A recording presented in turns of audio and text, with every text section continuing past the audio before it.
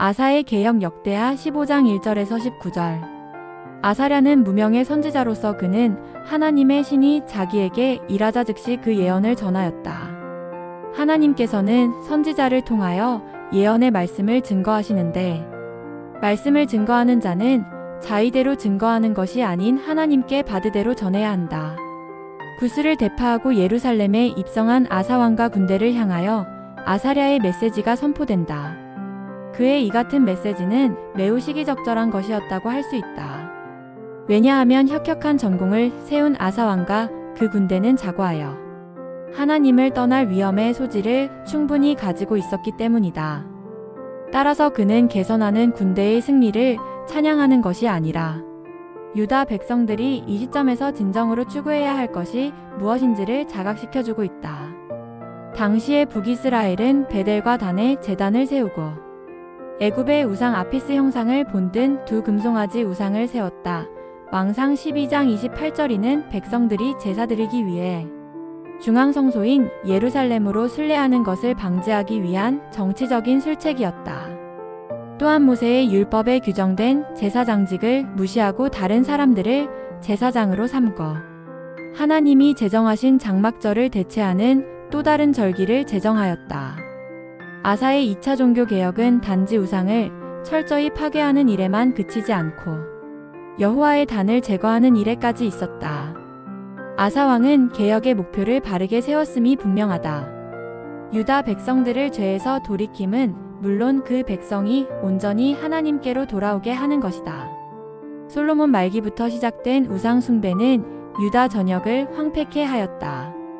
이러한 황폐한 땅이 아사의 신앙 부흥으로 인하여 평화로운 땅이 되었다.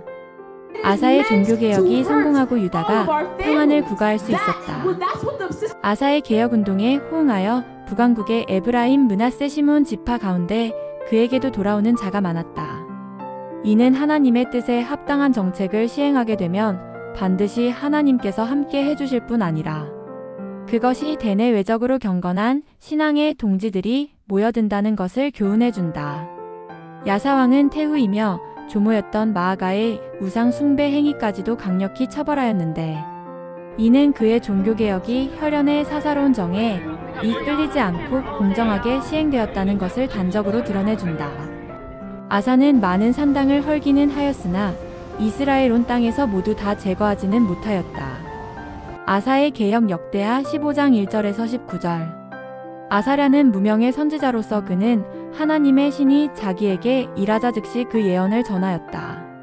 하나님께서는 선지자를 통하여 예언의 말씀을 증거하시는데 말씀을 증거하는 자는 자의대로 증거하는 것이 아닌 하나님께 받으대로 전해야 한다.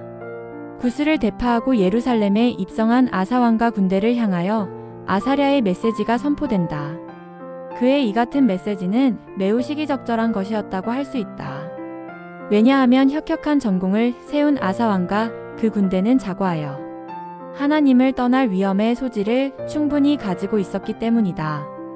따라서 그는 개선하는 군대의 승리를 찬양하는 것이 아니라 유다 백성들이 이 시점에서 진정으로 추구해야 할 것이 무엇인지를 자각시켜주고 있다. 당시의 북이스라엘은 베델과 단에 제단을 세우고 애굽의 우상 아피스 형상을 본뜬 두 금송아지 우상을 세웠다. 왕상 12장 28절이는 백성들이 제사 드리기 위해 중앙성소인 예루살렘으로 순례하는 것을 방지하기 위한 정치적인 술책이었다. 또한 모세의 율법에 규정된 제사장직을 무시하고 다른 사람들을 제사장으로 삼고 하나님이 제정하신 장막절을 대체하는 또 다른 절기를 제정하였다. 아사의 2차 종교개혁은 단지 우상을 철저히 파괴하는 일에만 그치지 않고 여호와의 단을 제거하는 일에까지 있었다.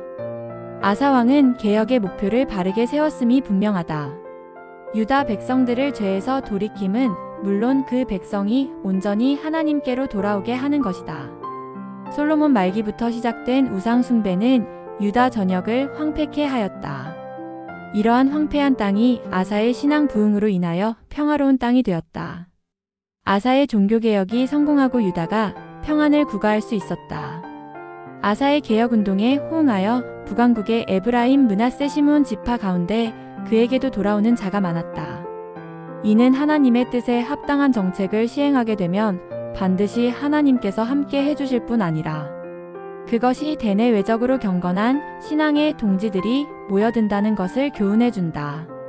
야사왕은 태후이며 조모였던 마아가의 우상 숭배 행위까지도 강력히 처벌하였는데 이는 그의 종교개혁이 혈연의 사사로운 정에 이끌리지 않고 공정하게 시행되었다는 것을 단적으로 드러내준다. 아사는 많은 산당을 헐기는 하였으나 이스라엘 온 땅에서 모두 다 제거하지는 못하였다.